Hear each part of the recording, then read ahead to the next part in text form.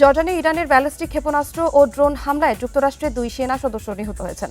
এছাড়া এই হামলায় নিখোঁজ রয়েছেন একজন সেনা সদস্য। শনিবার এক বিবৃতিতে এই তথ্য জানিয়েছে মার্কিন সেন্ট্রাল কমান্ড সেন্টকম। এই ঘটনায় শোক জানিয়েছে মার্কিন প্রেসিডেন্ট ডোনাল্ড ট্রাম্প।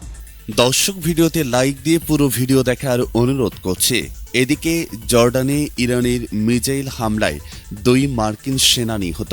জর্ডানের একটি বিমান ঘাঁটিতে ইরানের ব্যালিস্টিক মিসাইল ও ড্রোন হামলা প্রতিহত করার সময় অন্তত 2 মার্কিন সেনা নিহত হয়েছেন।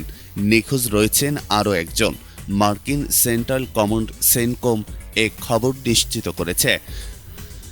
মার্কিন প্রতিরক্ষা দপ্তর জানিয়েছে শুক্রবারে ওই হামলার পর থেকে আরও এক সেনা সদস্য নিখোঁজ রয়েছেন। শনিবার সেন্টকম বলেছে আহত 4 মার্কিন সেনাকে উদ্ধার করে দ্রুত জর্ডানের হাসপাতালে পাঠানো হয়েছিল।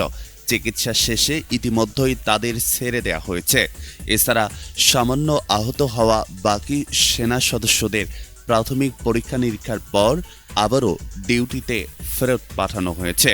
এক বিবৃতিতে সেন্টকম বলেছে, নিহতদের পরিবারের প্রতি শ্রদ্ধা জানিয়ে সেন্টকম এখনই বিস্তারিত তথ্য কিংবা সেনা সদস্যদের পরিচয় প্রকাশ করছে না।